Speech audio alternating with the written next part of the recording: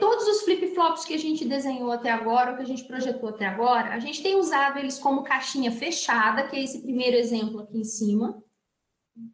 Uma caixinha fechada no sentido de não ver os detalhes de implementação dentro do flip-flop, mas para entender como que ele funciona passo a passo, a gente costuma usar essa outra abordagem, essa aqui de baixo, onde a gente mostra todas as portas e as combinações entre os sinais, ok? Uma vez a gente entendendo essa abordagem, essa segunda aqui, e a gente for utilizar o flip-flop, a gente já não precisa mais desenhar com tantos detalhes, a gente pode usar a abordagem de caixinha fechada sempre que a gente quiser, tá? Inclusive lá no LogSim, todas as vezes que a gente for aplicar flip-flops e LETs lá no LogSim, a gente não vai ver os detalhes de implementação, a gente puxa uma caixinha como essa daqui, para a primeira, e só tem que se lembrar muito bem de como ele funciona, a funcionalidade geral dele, né? Para poder ligar corretamente as entradas e as saídas, né? Mas não os detalhes de implementação. Os detalhes são muito importantes agora, nesse momento, na hora que a gente está projetando, iniciando o estudo sobre eles, tá? O flip-flop dos que a gente viu, né?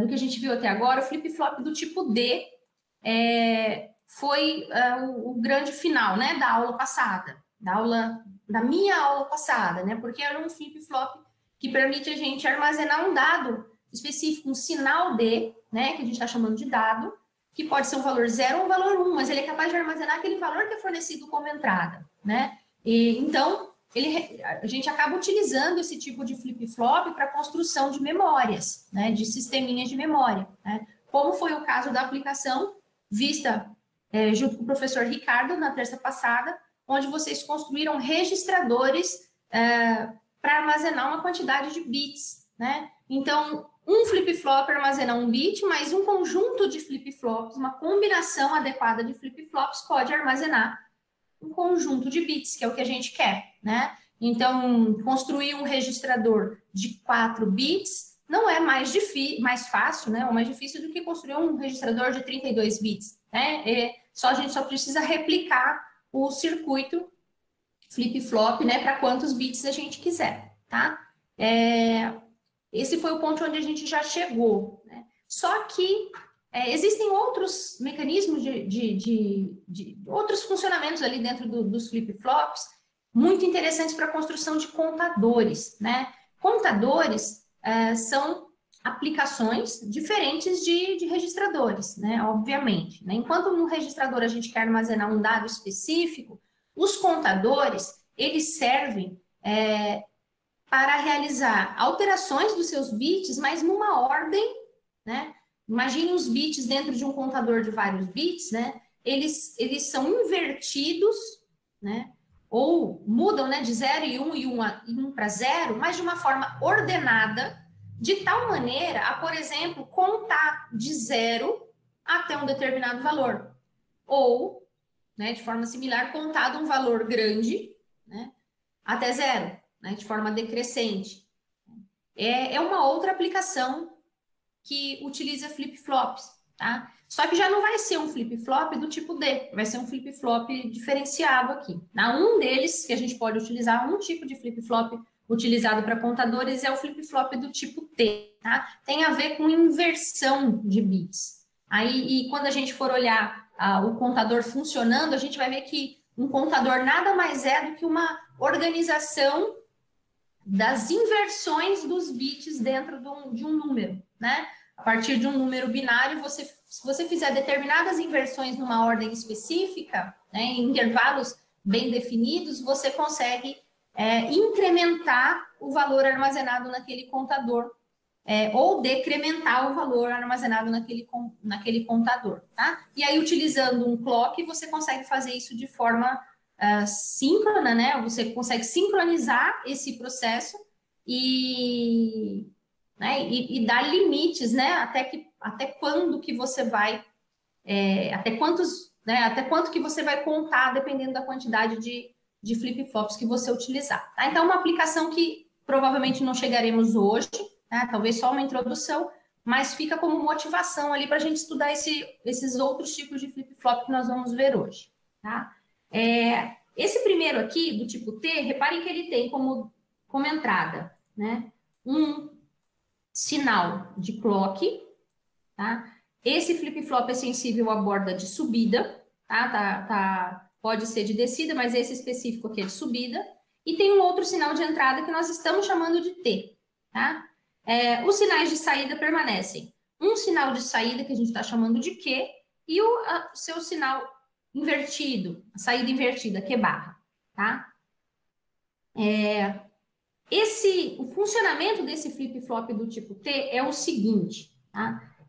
T é um sinal que vai habilitar a inversão do valor armazenado dentro do flip-flop, ou no flip-flop, tá? Então, se T for igual a verdadeiro, ou T igual a 1, a gente inverte o que está armazenado dentro daquele flip-flop. Tá? E se T for igual a 0, o dado que estava armazenado permanece o mesmo, tá? Se era 0, permanece 0, se era 1, permanece 1, tá? Então, antes de mostrar o desenho aqui, vamos ver a tabelinha verdade, que a tabela verdade ajuda a gente a gravar, né, o comportamento esperado. Então, para entrada T igual a 1, a saída é o próprio Q. Desculpa, T igual a 0, a saída é o próprio Q. E T igual a 1, a saída é o Q anterior invertido, tá? Esse que é o que eu marquei em amarelinho aqui, é a tabela verdade que representa aí o comportamento do flip-flop do tipo T. Tá? Ele vai ser construído, né, usando, aqui embaixo já, ó, usando algumas portas, uma porta E, duas portas E, uma porta O, uma porta NOT e um flip-flop do tipo D. Tá? Lógico que, se a gente abrir essa caixinha do flip-flop do tipo D, a gente também vai achar outras portas lógicas, outras combinações e LETs aqui dentro, né? E a gente foi construindo, né, do componente menorzinho lá de um LET SR lá no começo e fomos estendendo, né, e agora a gente já está usando a caixinha fechada aqui do flip-flop do tipo D, mas se a gente for abrir, vai ter um montão de portinhas E's e O's aqui combinadas, tá? Mas a gente lembra do funcionamento de D, né? D é um dado, que pode ser um 0, pode ser 1, e vai ficar armazenado dentro nesse flip-flop aqui, enquanto não chegar à próxima borda de subida, tá? E o valor pode mudar na próxima borda de subida, né? O valor armazenado nele. Bom, vamos ver aqui o que se passa com as entradas, né? Ó, a entrada T e a entrada clock. Oi, Lucas. Fique à vontade aí. Temos duas entradas, né? T e clock.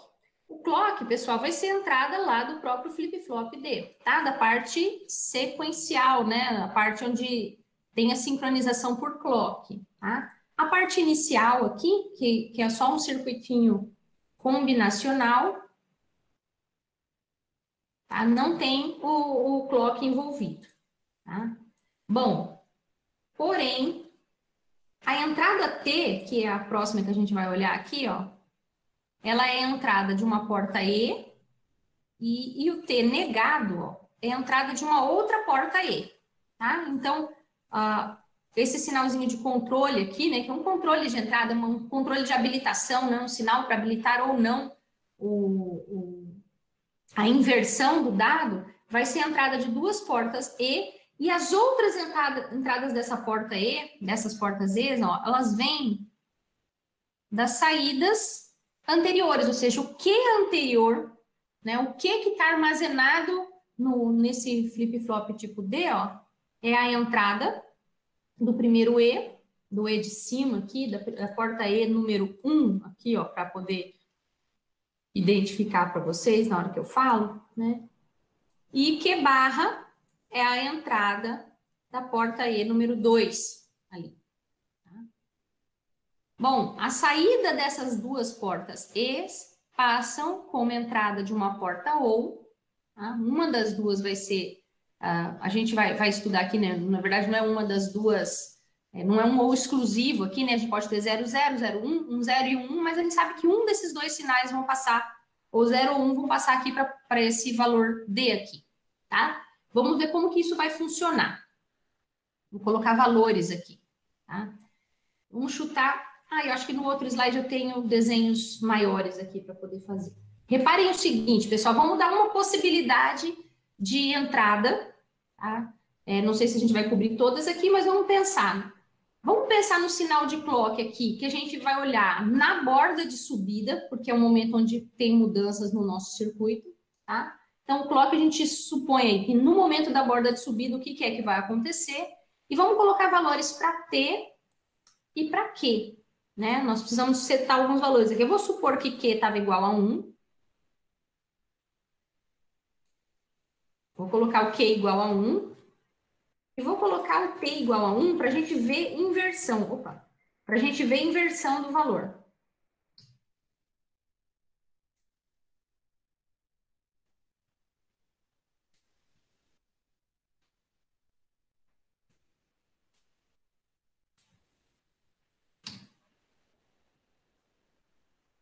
Quando eu desenho fica feinho, mas é bem mais rápido, né? Do que usar essa construção aqui. Vou colocar no meu desenho mesmo aqui. Imagina T igual a 1 e o Q igual a 1, tá? Se T igual a 1, ó, ele vai entrar 1 aqui nessa porta E, vão acompanhando aí, tá? E 0 aqui, porque foi negado, tá? Bom, vamos olhar o que vai acontecer com Q e Q barra, ó. O Q anterior, o Q atualmente armazenado, né, que foi produzido no ciclo anterior, né, alimenta a porta E número 1, tá? E Q barra, que é 0, alimenta a porta E número 2, a de baixo. Tá? Essas daqui são as entradas, tá? Você vê que uma entrada realmente vem de fora, é o T, tá? As outras entradas são o próprio Q e Q barra, né? Por isso que é um circuito sequencial, né? Além dele combinar entradas, né, para gerar suas saídas, ele também usa nas suas combinações os valores já armazenados no circuito. Tá? Bom, 1E0, saída 0, 1E0, saída 0. Tá? 0 ou 0, saída 0. Considerando aqui, ó, borda de subida, na próxima borda de subida, o flip-flop do tipo D vai passar a armazenar o valor 0, tá? Que é o que chegou aqui no D. Isso significa que esse Q que estava 1 vai para 0, tá? Que era o comportamento que a gente esperava, ó, porque antes era Q igual a 1, só que nesse ciclo que a gente está analisando, tá? T foi dado como 1. T igual a 1 significa que inverte o valor na próxima borda de subida, tá? Então, para T igual a 1 e Q igual a 1, na próxima borda de subida do clock, o Q vai ser invertido, tá? Que é exatamente o que aconteceu. Naturalmente, o Q barra também vai, né? O Q barra antes era 0 e passaria a 1, ok? Que ele é a inversão do Q. Tá? Então, para essa combinação que a gente chutou aqui, deu certinho. Tá?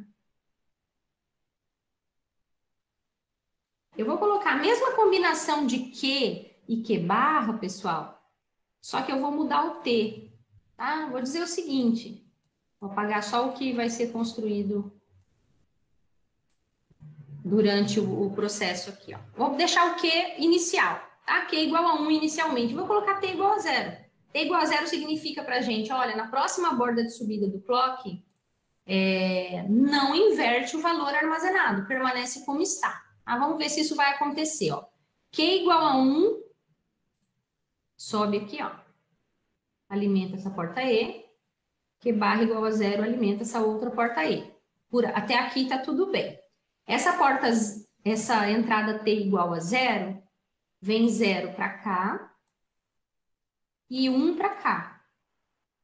Porque foi negado, tá? Nessa porta NOT que a gente tinha na entrada aqui, tá? 1E1, saída 1, 0E0, saída 0. 1 ou 0, saída 1. Na próxima borda de subida do clock, o flip-flop segue armazenando o valor 1 e gerando como saída Q igual a 1, né? Que é o próprio valor armazenado nele, e Q barra igual a 0. Então, reparem que a relação entre o Q anterior, né? E o T que a gente esperava, deu certo, né? T igual a 0 não inverte a saída. Então, deu certinho, tá? Mais um teste aqui, a gente já se convence, tá? Seriam quatro possibilidades, né? Mas acho que mais um aqui já tá legal. Seria olhar o Q igual a 0. Q barra igual a 1. E T igual a 1. Tá? A gente quer que inverta a saída. A saída tem que passar a ser 1. Tá? Então, vamos olhar o que vai acontecer aqui nas portas. Aqui vem 0, aqui vem 1. Na primeira porta E, entra 0.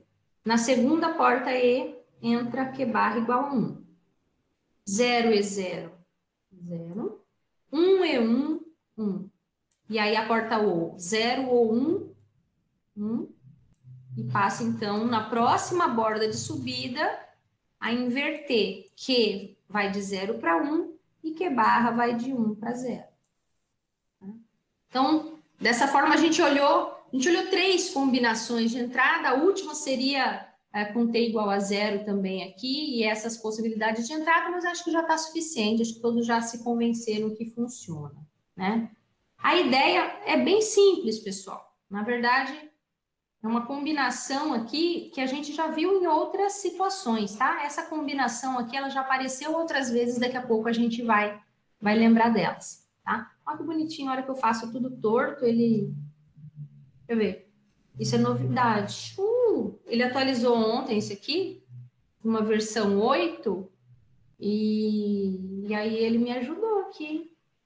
Eu podia consertar minha letra também, né? Que fica tão feia. Bom, é isso, pessoal. Ah, esse outro desenho aqui era só para dar suporte a outras combinações, tá? A gente não precisou ter. Beleza. Vamos olhar agora esse diagrama de ondas, porque lembra como a gente fez das outras vezes? A gente viu que quando a gente entende o diagrama de ondas, a gente consegue entender o comportamento sem olhar os detalhes, né? O comportamento do circuito sem saber muito dos detalhes. Acho que isso é importante. Tá? Então, vamos lá. Reparem os momentos em que a gente tem que avaliar, tá? Ó, eu vou marcar aqui, ó, borda de subida do clock, ó, aqui. Vamos ver se ele conserta a minha bolinha, mais ou menos. Outra borda de subida. Outra borda de subida. E outra borda de subida, tá? São esses momentos em que a gente tem que avaliar o circuito, tá? Então, vamos olhar exatamente nesses pontos. Vou tentar desenhar no verde aqui, igual o desenho tá. Ó, supondo que Q começou embaixo, né? Começou em low ou em 0, tá? Borda de subida do clock com T igual a 1. Aqui o T igual a 1, ó. Então, a gente olha borda de subida e qual o valor de T. Como T igual a 1, vamos inverter o valor de Q. Então, Q passa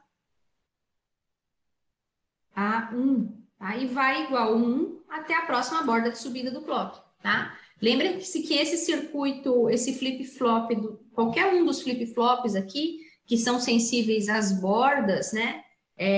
Eles não são circuitos transparentes como os LEDs, né? Mesmo havendo mudança nas entradas, durante o ciclo do clock, esse circuito não muda, tá? Ele vai mudar só na borda em que ele é sensível, nesse caso é de subida, tá? Então, na próxima borda de subida, a gente tem que avaliar o T aqui, ó, T igual a 0, então não inverte o valor da entrada.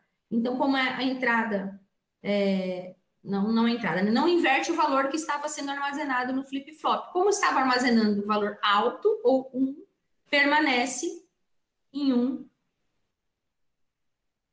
durante todo o ciclo. Tá? Próxima borda, terceira borda de subida. Tá? T igual a 1, inverte, então vai para 0, novamente. E próxima borda de subida, T igual a 1 novamente, inverte e vai até o final. Tá? Reparem que o T mudou, o T mudou de 1 para 0 aqui, não fez diferença. T mudou aqui no meio do caminho, também não fez diferença. Então, a gente analisa sempre nas bordas, tá? No caso dos flip-flops. Tá? Então, é até mais fácil do que no caso dos LEDs, porque os LEDs a gente tem que acompanhar as mudanças do sinal, né? Durante o momento em que o clock está em 1 ou que ele está em 0. Aqui não, tá? É só nas bordas de subida nesse exemplo. Todo mundo entendeu aqui, pessoal? Deem um sinal de vida aí se esse funcionamento do flip-flop ficou ok, tranquilo. Beleza. Joia. Agora eu quero que vocês pensem um pouquinho. Já é um exercício para fazermos juntos aqui. Talvez vocês consigam me ajudar mesmo só no chat, tá? A gente tem aqui um esboço de um flip-flop do tipo T, né? Onde está faltando aquela parte combinacional, aquela parte do circuito, tá? Reparem o seguinte, o exercício pede, construa, né, um flip-flop do tipo T, ou seja, ele tem que ter a mesma funcionalidade que a gente tinha previsto nos slides anteriores, mas usando um flip-flop do tipo D, que já está aí, e um multiplexador, tá? Por que esse tipo de exercício? Só para a gente poder lembrar que a gente consegue fazer essas substituições de circuitos, tá? Lembra que eu falei para vocês, eu peguei circulei, né, o circuito combinacional ali atrás, falei, olha, esse circuito combinacional aqui do flip-flop do tipo T, né, que trabalha com as entradas ali, ele já é conhecido, a gente já viu ele outras vezes. Então, a gente vai vendo essas equivalências, tá? Mas aqui a gente vai imaginar que a gente tem aquele multiplexador, aquele desenho que a gente já usou, ó, um multiplex, né, um MUX de 2 entradas para uma saída, tem um sinal de controle, tá? Esse é um MUX 2 para 1. Usem imagine uma forma de usar esse circuito aqui, tá? Nessa parte combinacional que está em branco aqui, tá? Pensem um pouquinho na lógica e, se possível, me descrevam, pode ser em palavras ali, porque é bem fácil, né? Me falem, ó, qual é a entrada do MUX, quais são as entradas, qual que é o controle do MUX e para onde vai a saída do MUX, né? Tentem me dizer qual seria. É bem tranquilo. Lembrem qual que é o funcionamento do flip-flop T, né? Ó, se tiver T igual a 0, o Q não muda. Se tiver T igual a 1, inverte a saída Q, tá? O Caio sugeriu entradas T e não T no MUX. Tá? Onde está o Q? E onde estaria nas entradas ali o Q, pessoal? Porque vejam que o Q, ele é saída, mas ele também, lembre que ele acabou voltando, né? Teve uma alimentação, uma retroalimentação aqui, né? Dentro do flip-flop. O Q passa a ser entrada do circuito também. Porque, afinal de contas, talvez ele seja a próxima saída, ou não, ou seja invertido, tá? Então, pensem nisso aí para me dar sugestões. O Daniel sugeriu. O T é o sinal de controle de saída, né? Que acho que é o controle do MUX. E as entradas Q e Q negado. Tá? Vou seguir essa dica. Deixa eu ver se eu consigo. Será que eu consigo pegar esse cara aqui? Ah, que bonitinho.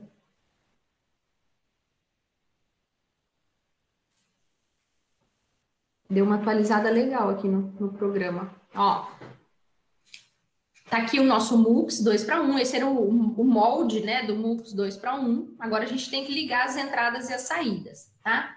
A ideia do Daniel é ter como controle. Tá? Aí vamos colocar aqui já, ó, indicando, ó, se T for igual a 0, aqui está um controle, ó, T igual a 0, vai passar o que tiver nessa linha aqui. E se T for igual a 1, vai passar o que tiver nessa linha aqui. Ah, então, sabendo disso, a gente pode ligar as entradas corretas agora. Deixa eu apagar esse carinha aqui, as cores aqui. Beleza. Aí, olha só, pessoal, quando T igual a 0, lembre-se que se t igual a 0, deve permanecer, o flip-flop do tipo D deve permanecer armazenando o mesmo valor que ele já armazenava antes. Então, a gente quer puxar o Q aqui, ó, e dizer que o Q é exatamente essa entrada que a gente gostaria que passasse como saída, né? Ou seja, o Q já era, o dado armazenado já era o Q, e permanece sendo o Q na próxima borda de subida do clock. Em contrapartida, né? Quando t igual a 1, a gente quer que se inverta o valor de saída. Então, a gente puxa o Q barra como entrada, tá? E se t for igual a 1, ele é que vai ser selecionado como sendo o próximo Q, o Q do ciclo, né, da borda de subida, do ciclo referente à próxima borda de subida, tá? E aí a gente montou aqui um circuito usando um MUX e um FF, né, um flip-flop do tipo D, para criar um flip-flop do tipo T, tá? Funciona da forma como o Daniel sugeriu, tá? É a única forma? Não, porque a gente pode fazer determinadas inversões ali e complicar esse circuito, mas acho que essa versão é a mais simples possível, essa que o Daniel sugeriu, tá? Vamos ver se todo mundo concorda com ela ou se ficou alguma dúvida. Ó, coloquem valores aqui. Vou colocar t igual a 1, supor que Q era 0 antes e Q barra era 1, tá? Essas são as entradas que eu estou supondo. Então, Q igual a 0, estava entrando 0 aqui, e Q igual a 1, o dado que estava entrando era 1. E Q barra, né? Igual a 1, o dado que estava entrando aqui na segunda entrada do MUX era 1. Só que para t igual a 1, ele seleciona o que veio na segunda entrada aqui, ó. Então, passa para cá o valor 1, tá? Que é o que vai ser armazenado no flip-flop na próxima borda de subida e, naturalmente, é o que vai ser direcionado para a saída Q e invertido para a saída Q barra, né? Então, antes era 0, passou a guardar 1. Tá? E se a gente fizer outra combinação aqui, né? Outras combinações, a gente vai ver que se mantém a lógica, tá? E funciona corretamente, tá? Todo mundo entendeu? Tranquilo? Avisem se tiver dúvida, não se preocupem se tiver que repetir, ok? Perguntem se não ficou claro. Tem gente que eu já vi se confundir por essa anotaçãozinha aqui, ó. Às vezes a gente faz essa anotação aqui dentro, ela não tem a ver com o dado, o valor do dado, ela tem a ver com o valor do controle, tá? Esse 0 e 1 pretinhos aqui dentro do MUX. Quando a gente coloca dentro do MUX, a gente está querendo dizer qual que é o comportamento, né? Se o controle for 0, ele se refere à linha, à primeira linha. Se o controle for 1, se refere à segunda. Às vezes a gente omite, né? Porque a gente deixa implícito que está numa ordem, né? Entrada 0, 1, 2, 3, 4, que o controle segue uma ordem. Mas às vezes, no desenho, né, para não cruzar muitas linhas, às vezes a gente tem que mudar a ordem, né, do controle do MUX. E aí é bom a gente anotar quais são os valores, porque se a gente não anotar, perde o sentido, tá? Então, nesse exemplo aqui, eu podia ter omitido aqui dentro, que eu acho que eu não causaria confusão, né? Mas sempre que necessário, lembrem-se aí quais são os controles, né? Os valores de controle aqui para cada uma das entradas, para ficar bem claro a seleção que você deseja.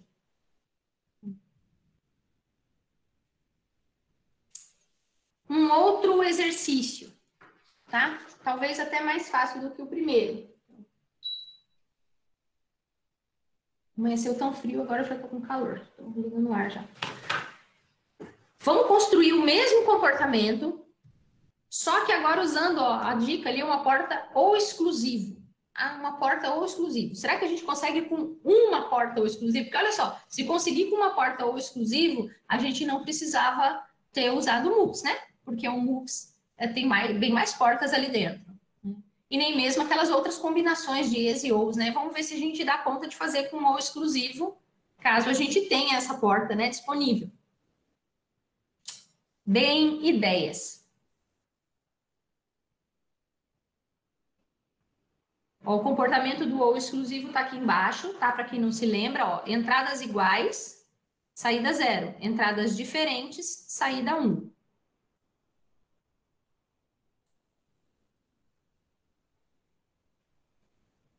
E o comportamento que eu estou anotando ali é o comportamento agora, né, da entrada e saída do do flip-flop que a gente quer montar, do flip-flop T resultante.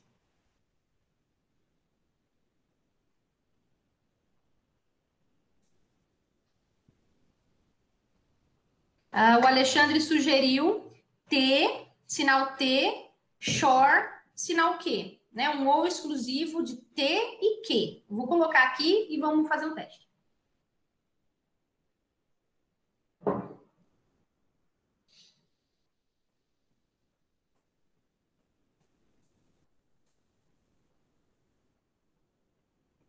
Ou exclusivo de T. E vamos puxar o sinal Q. Vamos colocar valores agora para a gente poder analisar. Vamos supor que T igual a 1, ou seja, a gente quer que inverta o valor e que Q seja 1. Chutei valores, tá? 1 ou exclusivo 1. Olhando aqui, ó, o ou exclusivo tem um comportamento em que se dois sinais são iguais, a saída dele, vou anotar aqui a saída dele vai ser 0, tá? Se a saída do ou exclusivo for 0 e eu ligar diretamente ali no D, o D passa a armazenar 0 e na próxima borda ali, na próxima borda de subida, né, passa a armazenar o valor 0 e dar como saída também o valor Q igual a 0. Então, inverteu, de 1 foi para 0. Beleza, deu certinho. Vamos fazer o teste. Tchau, vai com Deus, tá? Vamos fazer o teste para 0.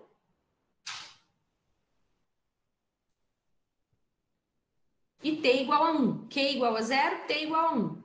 Tá? A gente quer que inverta o valor na saída. Vamos ver se vai acontecer. 0 ou exclusivo 1, então dados diferentes de entrada, saída ou exclusivo gera o valor 1. Próxima borda de subida, vai inverter aqui, ó, para 1 e esse 0 para 1. Tá? Então, era 0, passou a armazenar o valor 1. Deu certo. Tá? Vamos olhar um terceiro... caramba, peraí. Vamos olhar o terceiro caso. Caso onde T igual a 0. E vou manter o...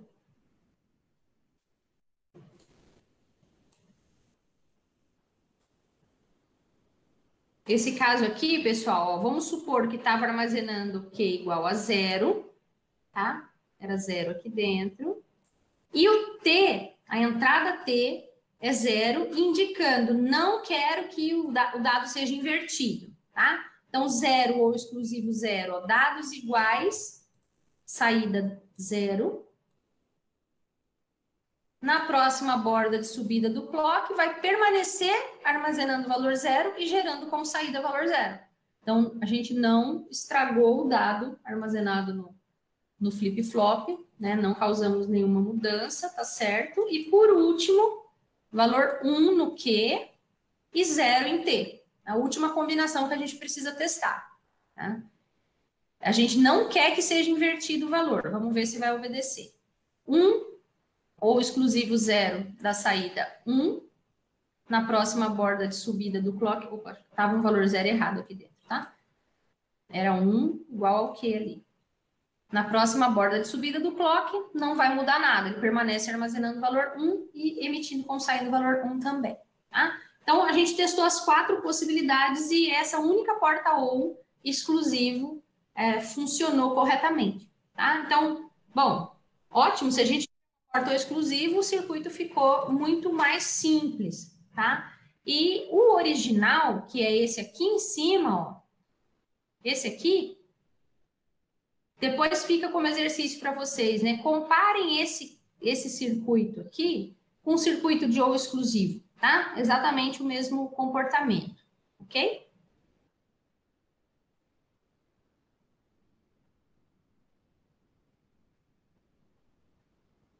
Bom, com isso a gente termina o flip-flop do tipo T, tudo bem? A gente vê uma aplicação dele daqui a pouquinho, que é um primeiro contador, tá? Mas antes de chegar nesse primeiro contador, vou mostrar uma versão de flip-flop chamada flip-flop JK, que é bastante interessante porque ela meio que agrupa um monte de coisinhas que a gente já viu, funcionalidades que a gente viu em flip-flops separados, e ele agrupa em um único, tá? Então pode ser útil, talvez até para simplificar um circuito, né?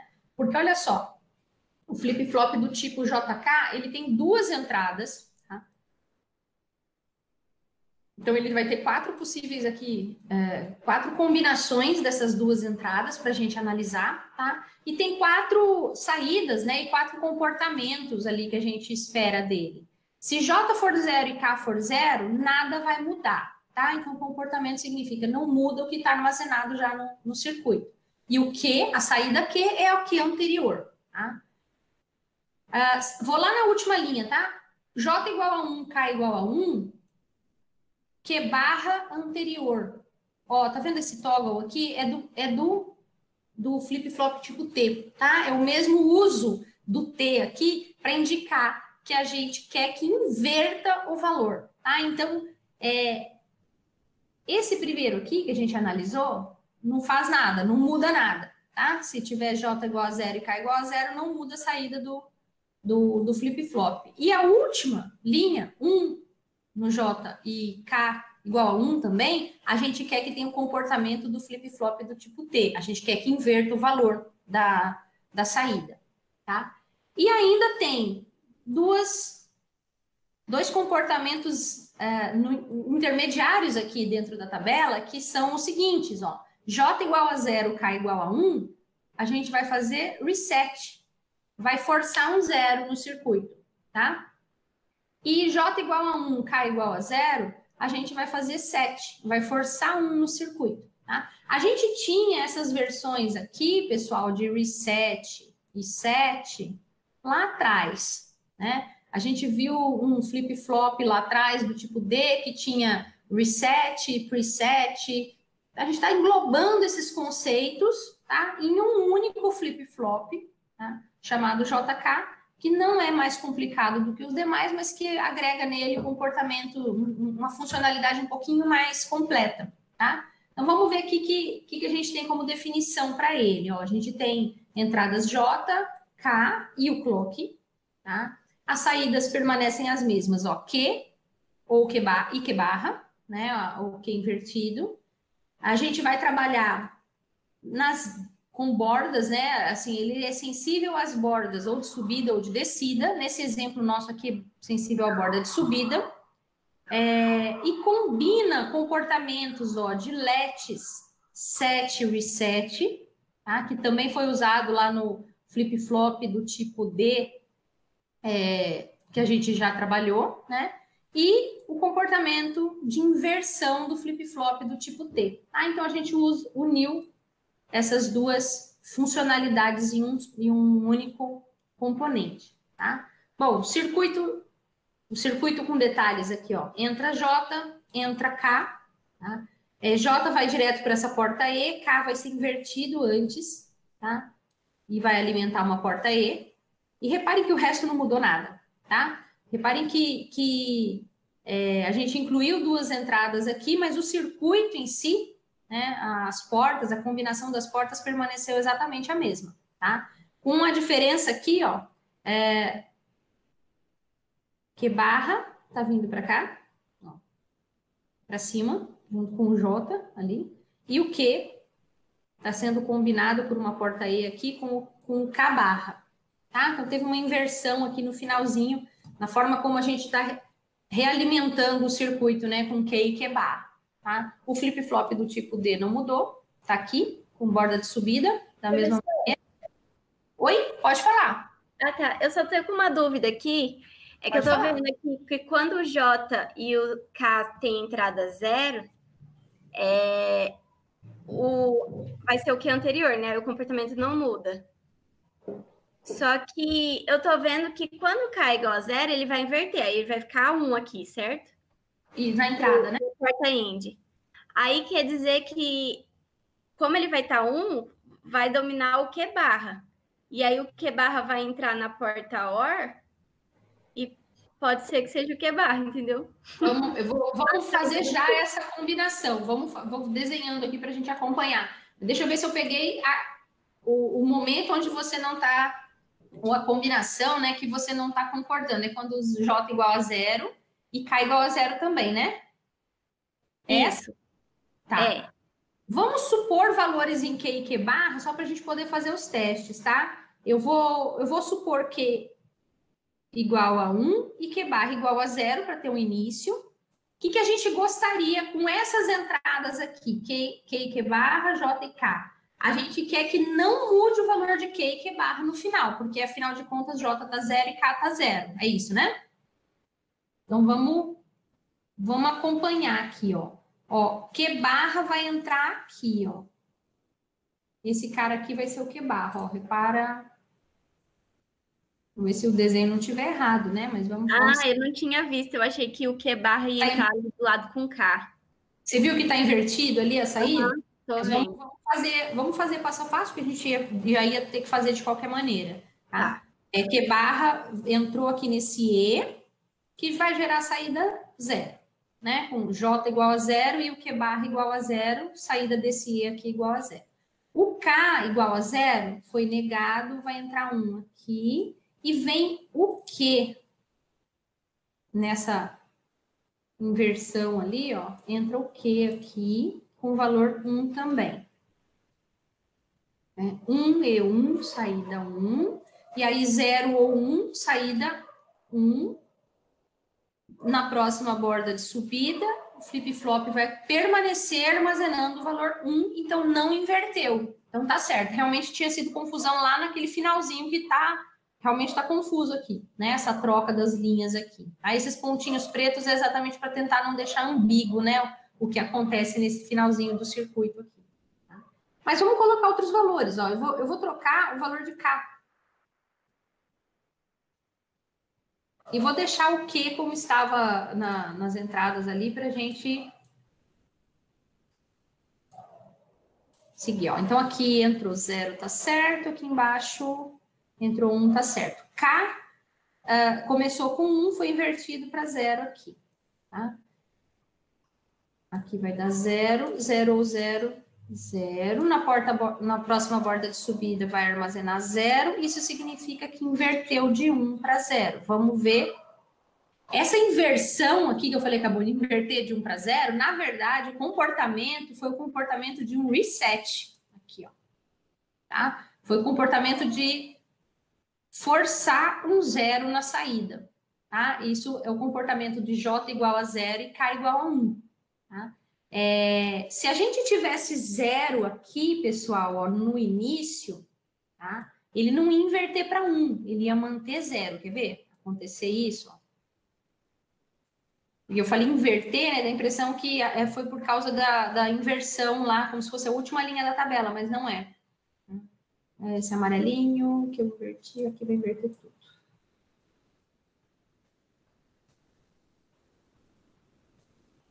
Aqui a gente tem esse 0 aqui, vem para cá.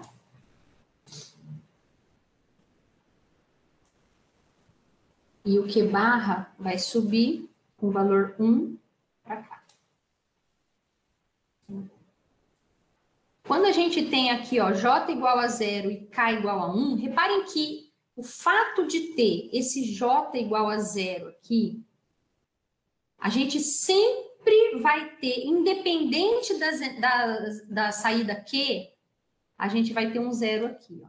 Isso é importante a gente ver para a gente entender o comportamento do preset, ó. A gente não precisa nem ter jogado valores para Q e Q barra. A gente pode fazer isso de maneira mais genérica aqui, ó.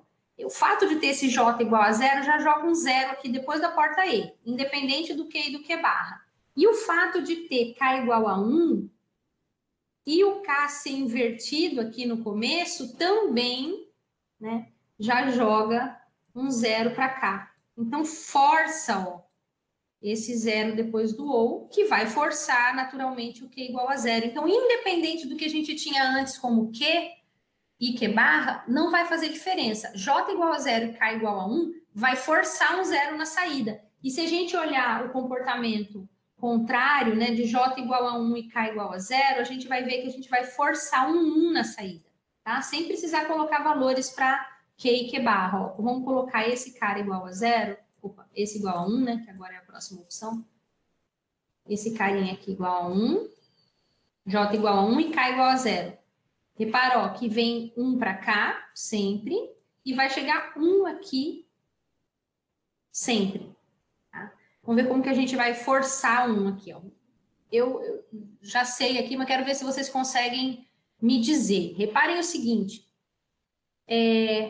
as duas portas E estão recebendo uma entrada igual a 1, tá? Mas isso não garante que a saída delas vai ser 1, né? Porque olhando cada porta E separadamente, né? Você tem uma entrada igual a 1 e a outra entrada qualquer. A gente sabe que o que sai é o qualquer, né? O que chegar na outra entrada vai passar como saída. Se chegar a 0, passa 0. Se chegar a 1, passa 1, tá?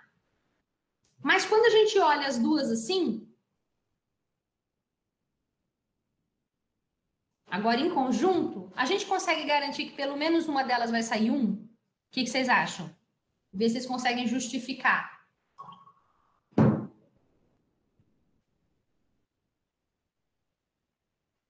Que é isso que eu quero, né? Eu quero forçar um lá na saída. Eu quero forçar que tenha um aqui, ó. Tá? Então, tem que ser em pelo menos uma dessas duas entradas da porta ou tem que ser 1, tá? Como que eu sei que vai ser 1?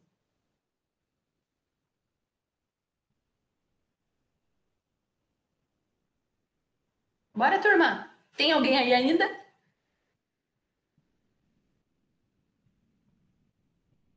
Senão eu vou tocar o ukulele.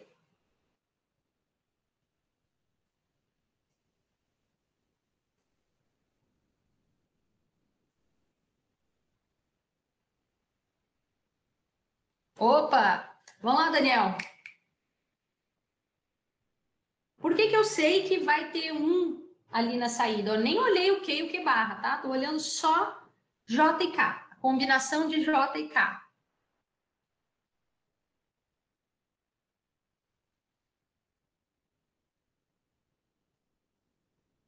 Olha só, porque qualquer coisa que passar aqui, ó, vou colocar que seja X. Não sei o que que é. Não sei se é 0 ou se é 1, tá? Passa X para cá. Porque a outra entrada dessa porta E é igual a 1, tá? Então, se chegar a 0, vai passar 0. Se chegar a 1, vai passar 1. Vou chamar esse cara aqui de Y. Eu sei que vai passar Y aqui. Porque o outro sinal de entrada dessa porta E é 1. Como que eu sei que pelo menos que X ou Y tem que ser 1? Tá? Para forçar esse 1 aqui no final. Como que eu garanto isso? Eu consigo garantir, pessoal, porque ó, X veio de Q barra, Y veio de Q.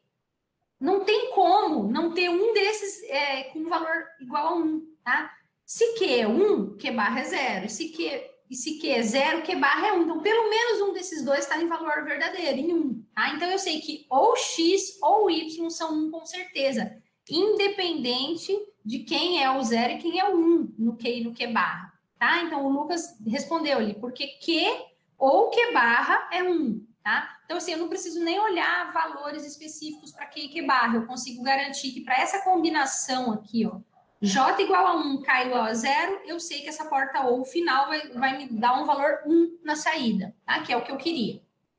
Tá?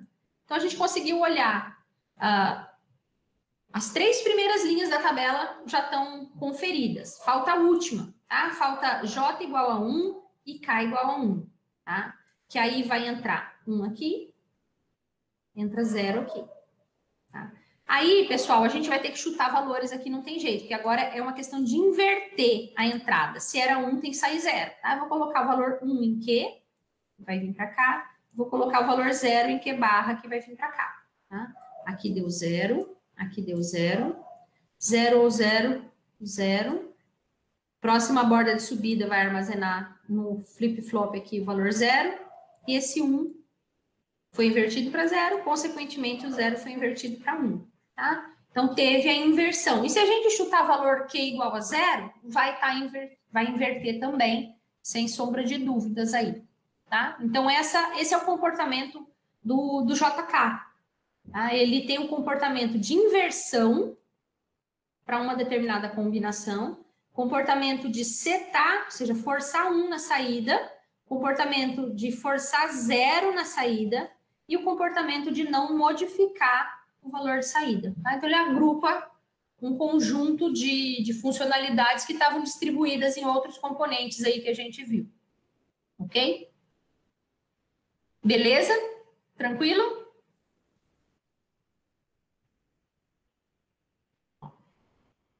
Eu podia ter usado esse slide, né? Que tinha um monte de desenhos, não precisaria ficar apagando, tá? Mas aqui esses 4 slides, aqui, esses 4 desenhos nesse slide é para o poder ficar fazendo os desenhinhos a hora que vocês precisarem para estudar, tá?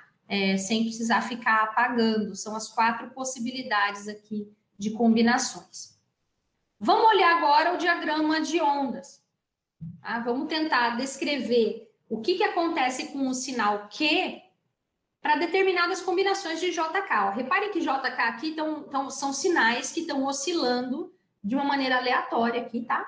O clock, que tem um sinal periódico bonitinho aqui, e a gente vai olhar, ó, as linhas pontilhadas já estão indicando para a gente, tá? Os momentos de avaliação do sistema, tá? Aqui não vou precisar circular as bordas, não, porque elas estão bem delineadas aqui pelas linhas verticais pontilhadas, tá?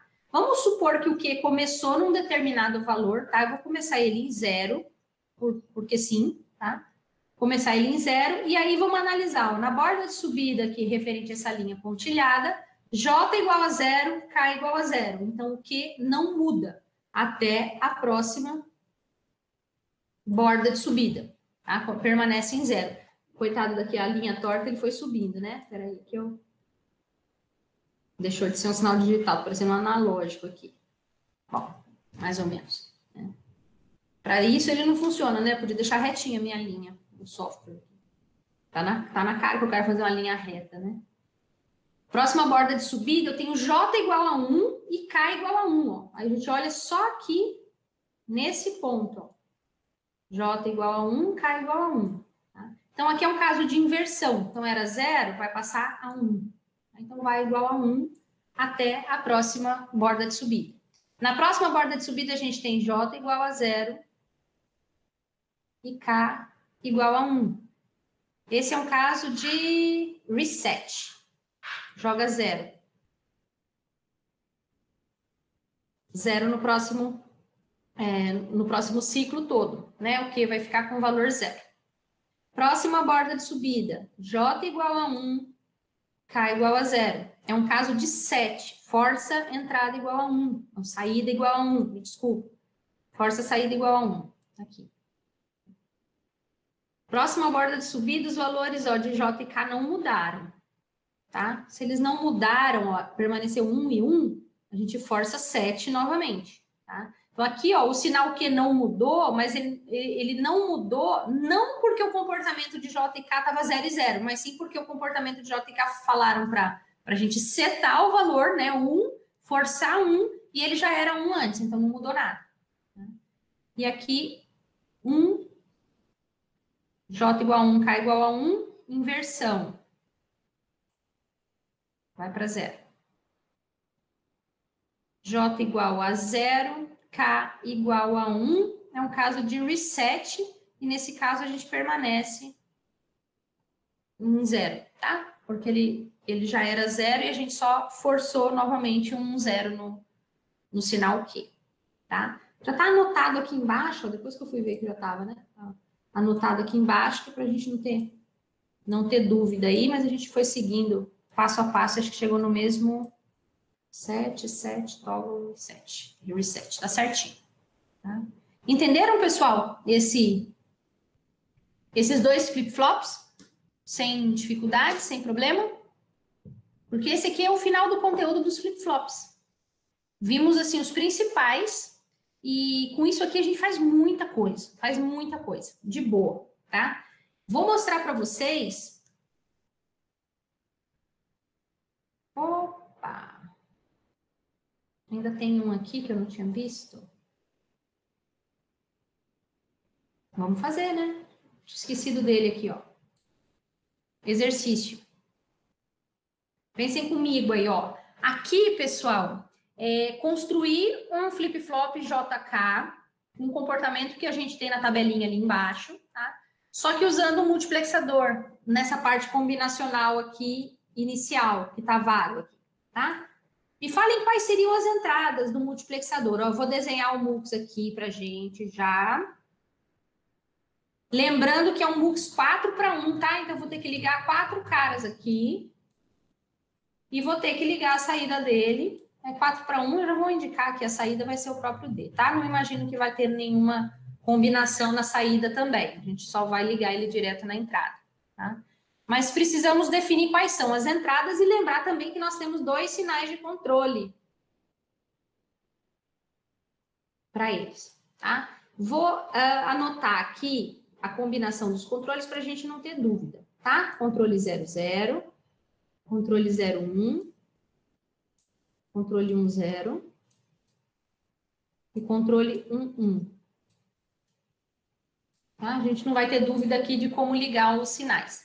Só preciso que vocês me digam aqui no chat ou por áudio quais são os 4 sinais nessa ordem aí, de cima para baixo. Né? Quais são os 4 sinais que a gente precisa ligar na entrada no MUX e quais são os 2 sinais de controle na parte superior do MUX 4:1, para dar o mesmo comportamento que a gente espera na tabela de baixo ali, que é a tabela de comportamento do flip-flop JK. Pensando.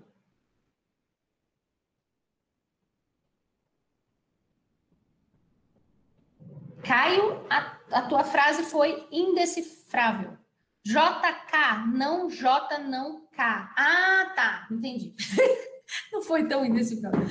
JK, as 2 primeiras entradas, não J, não K. Essa é a sugestão do Caio. A do Daniel, Q, 0, 1, Q barra. Só uma pergunta, Caio. Se for usar essa combinação, quais seriam as entradas de controle do MUX? Né? Porque só as entradas de dados, essa parte lateral do MUX, você me disse, mas a gente precisaria ver quais são os controles para ver se essa lógica faz sentido ou não. Tá? O Lucas, K e K nos controles, K 2 vezes, J e K nos controles. Ah, tá, entendi. O certo é J e K nos controles, considerando a sugestão do Daniel, Lucas, é isso?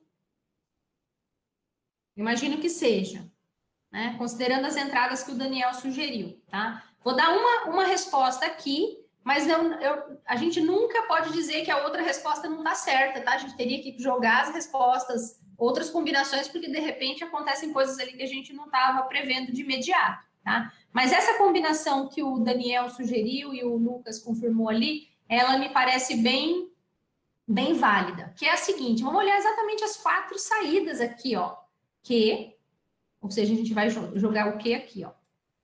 Vou ligar o que aqui, vai ficar um pouco de linha cortada aqui, pessoal, não vai ter outro jeito. Vou fazer por fora. Aqui o que, uma das entradas é o que. Né? A outra entrada, vou dizer que é o 0. Por que 0? Porque, ó, tem uma combinação de J e K que tem que forçar um 0 na saída. Então, tem um momento que eu quero forçar que a saída do multiplex seja 0, tá? Da mesma forma, tem um momento em que eu quero forçar que a saída do multiplexador seja 1. Tá? E no caso do 1, eu quero que seja invertida a saída, né? Então, se a saída anterior era Q, eu quero que a próxima seja Q barra, ó. Então, eu jogo Q barra como a entrada referente ao controle 1. E vou jogar J e K, ó, aqui. J, K. Ficou horroroso, mas tem que entender aqui o que está ligado com o que, né? O que ficou pior aqui foi o JK. Mistura os fios ali, vira uma confusão. Acho que para baixo vai ficar um pouquinho melhor. Ou não.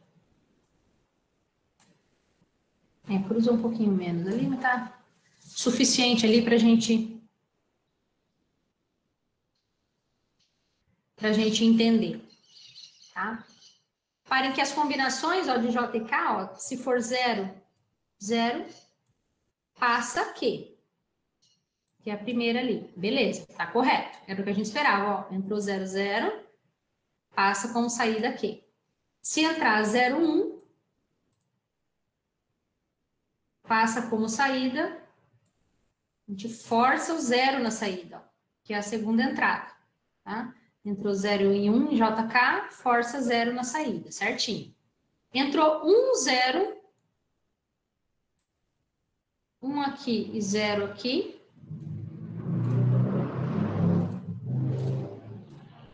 Força 1 é a terceira entrada aqui, ó. Força 1 na saída. E por último, entrar 1 e 1. Força Q barra na saída. A última entrada do multiplex ali. Q barra.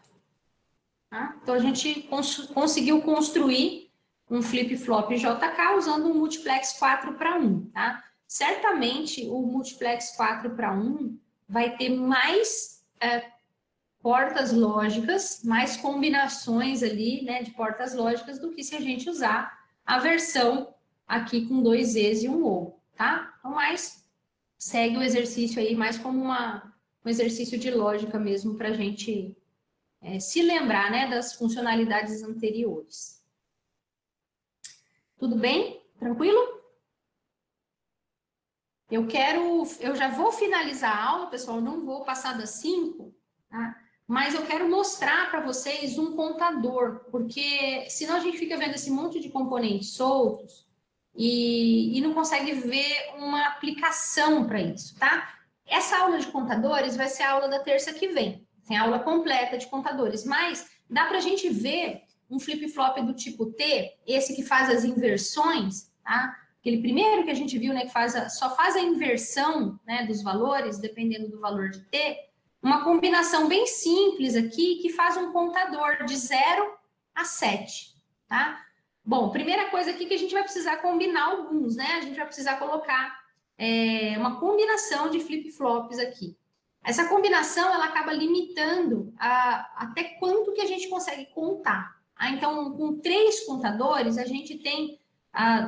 Imagine que cada contador emite como saída um bit aqui, né? Então, a gente tem desde a possibilidade do 0, 0, 0 até 1, 1, 1. Então, a gente vai de 0 a 7, tá? Então, a gente chama isso de um contador módulo 8, né? Resto 8. A gente nunca vai chegar no valor 8. A gente vai chegar de 0 a 7, tá? Se a gente quisesse um contador módulo 16, a gente precisaria de 4, tá? 4 flip-flops, tá? Então, assim, para as potências de 2, tá? É muito simples, né? Porque a gente consegue colocar uma quantidade de flip-flops bem definida, que é o log na base 2, né? Do valor que você quer contar, o valor máximo até onde você quer chegar na sua contagem, tá? Depois a gente vai ver que a gente consegue contar 9, 10, 11, 12, 13, 14 e 15, né? A gente consegue contar esses valores intermediários entre duas potências de 2, tá? Mas depois a gente vê isso com como que a gente faz, tá? Por enquanto, vamos fazer uma contagem mod de 8 só. Então, a gente vai usar 3 flip-flops, tá? E reparem a tabela verdade, ó, esse que é o ponto-chave aqui, é ver como que funciona uma contagem, né? Quando a gente sempre desenhou a tabela verdade, né? A gente colocava os números em binário, eu falava sempre, ó, coloquem eles em ordem, porque quando vocês vão colocando em ordem os números binários, né? A chance de você não esquecer algum é bem menor, né? E quando a gente coloca em ordem, a gente vê a seguinte situação, colocar em ordem nada mais é do que fazer uma contagem, né? A gente começa a ver o seguinte, ó, supondo, né, partindo do 000, o bit menos significativo, que é o Q0, ele tem uma inversão, ó, como se fosse a cada novo ciclo, tá, da sua contagem, né? A cada novo ciclo, ele vai ser invertido. Tá? Então, a gente tem que fazer isso aqui no contador. Né? A gente tem que pegar o bit menos significativo e fazer com que ele seja invertido a cada ciclo. Bom, a gente consegue fazer isso porque a gente acabou de ver um flip-flop que faz inversão a cada ciclo, né? Basta a gente deixar o t igual a 1 sempre. Aí ele sempre vai inverter o valor na próxima borda de subida, né? Ele inverte o valor armazenado. O segundo bit, né? O segundo bit é o bit Q1 aqui, né? Que já não é o menos significativo aqui. O segundo bit menos significativo, ele também é invertido, ó. Mas ele é invertido a cada 2 ciclos, ó. Então, 0, 0 ele inverte, ele vai para 1. Aí passa 2 ciclos em 1, aí volta para 0. Aí passa 2 ciclos em 0 e volta para 1. Então, também é uma inversão, mas é uma inversão a cada 2 ciclos, tá?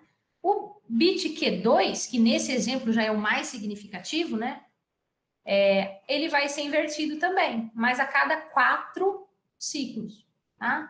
Cada 4 pulsos ali do clock, você vai fazer a inversão. Tá? Então, se a gente segue essa lógica, segue para a contagem daí adiante, tá? Só que numa contagem mod 8, quando chegar em 1, 1, 1, a gente quer inverter todo mundo, ó.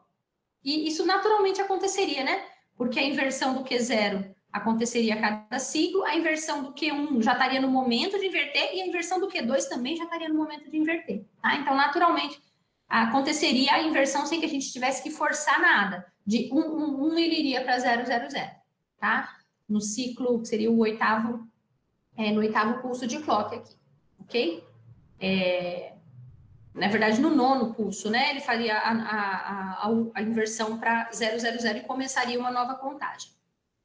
Então, o desenho aqui, pessoal, imaginando que comece em 0, 0, 0, tá? O clock alimenta só o primeiro, tá? Isso a gente vai ver na parte teórica, na aula que vem, que a gente tem contadores assíncronos e síncronos, tá? O que diferencia isso aqui é que um contador assíncrono tem o clock ligado só no primeiro flip-flop, tá? E ele não vai ser ligado, não tem essa linha vermelha para os outros. Ó, o sinal de clock dos outros não vem, ó, a entrada, né, referente ao sinal de clock do flip-flop 1 e do flip-flop 2, elas não estão vindo diretamente do clock, tá? Elas estão vindo do flip-flop anterior. Então, tem uma propagação aqui, demora um tempinho para o contador propagar seus valores aqui, tá? Existe uma propagação, como se fosse o clock sendo propagado pouco a pouco, tá?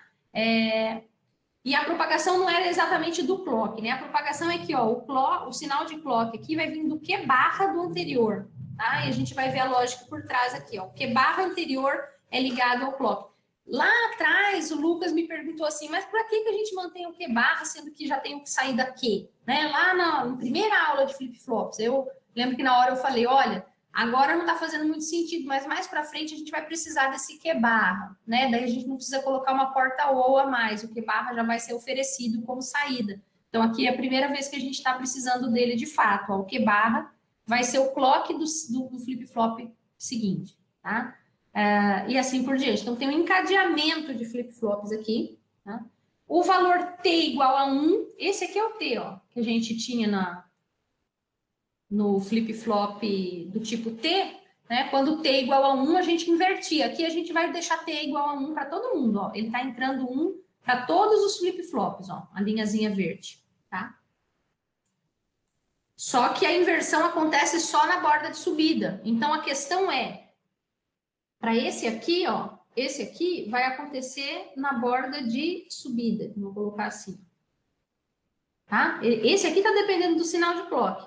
Tá? Nessa borda de subida aqui, vai ter uma inversão do dado aqui dentro desse flip-flop. Mas nesse segundo aqui, a inversão vai acontecer quando esse sinal aqui mudar de 0 para 1. Não quer dizer que ele tem a ver com clock, tá? Ele está vindo do Q barra. Então, quando o Q barra anterior do flip-flop 0 mudar de 0 para 1, esse aqui vai inverter o seu valor. Tá? E da mesma maneira, quando mudar de 0 para 1 no Q barra do flip-flop 1, o flip-flop 2 vai inverter o valor armazenado aqui.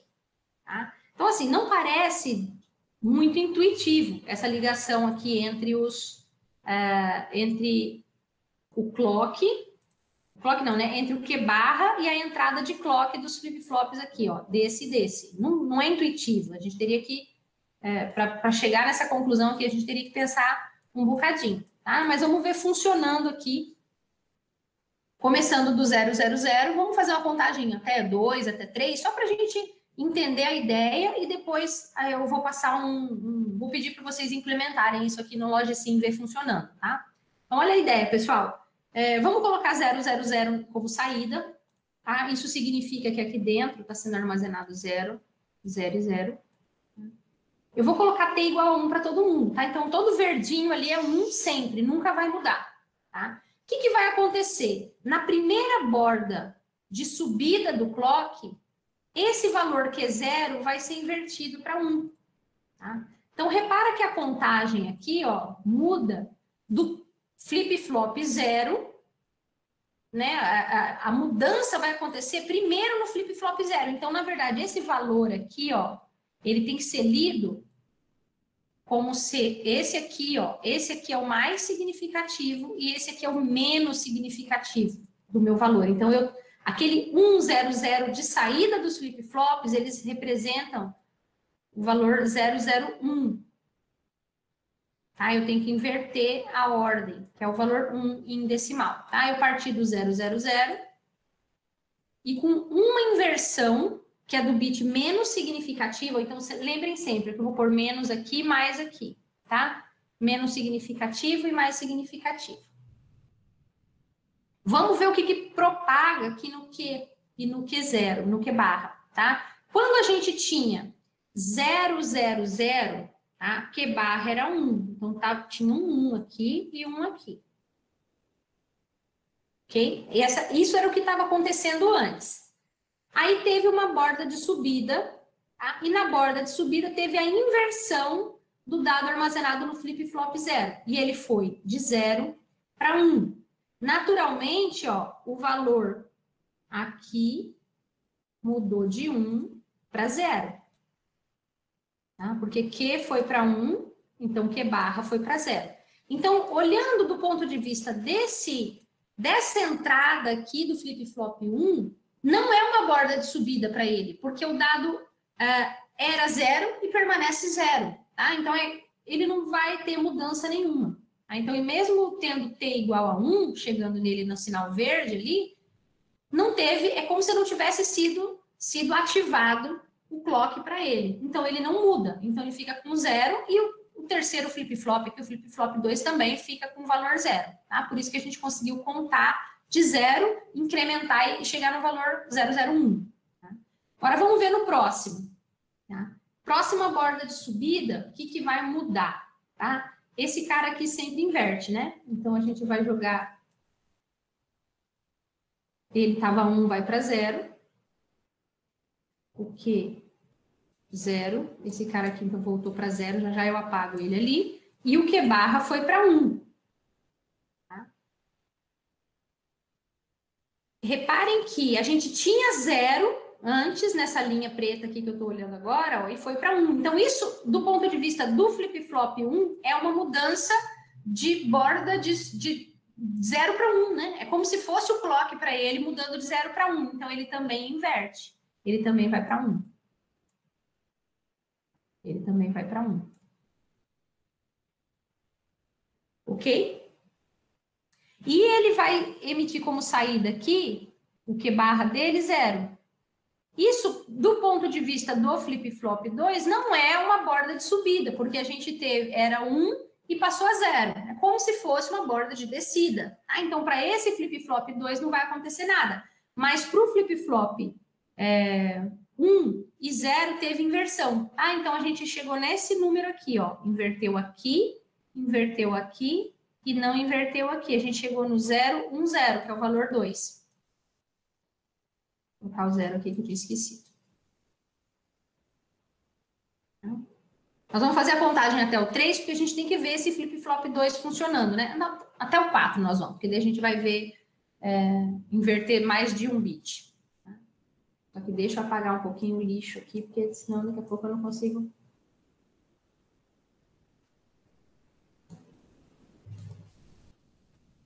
A gente está em 0, 1, 0, 1, 0. Acho que aqui está certo, tá? Beleza. Próxima subida aqui, borda do clock. Esse cara aqui de 0 vai para 1. Então, esse aqui de 0 vai para 1.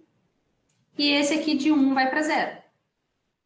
Lembrem que de 1 para 0 não inverte, então, não ativa a inversão no flip-flop 1. Então, o flip-flop 1 permanece com o valor 1 e, consequentemente, não vai causar nenhuma mudança no flip-flop 2. Então, a contagem que a gente tem agora é 0, 1, 1. Valor 3 no final. Beleza? Vou apagar os risquinhos para não confundir. E agora, por último, na nossa contagem, ó, próxima borda de subida do clock, o cara que estava aqui, 1 vai para 0. Esse cara aqui que está 1 vai para 0, que é a saída. E esse que era 0 vai para 1. Bom, 0 para 1 ativa inversão nesse daqui, tá? A inversão desse cara aqui, ó, ele estava com o valor 1, vai para 0. Saída Q1 de 1 vai para 0. E Q barra de 0 vai para 1. Opa! Primeira vez em que tem inversão no FF2, no flip-flop 2. Porque foi de 0 para 1 na linha que é recebida como se fosse um sinal de clock. Tá? Então, inverte esse aqui de 0 para 1. O Q2 vai de 0 para 1. E o que a gente tem como saída é 1, 0, 0.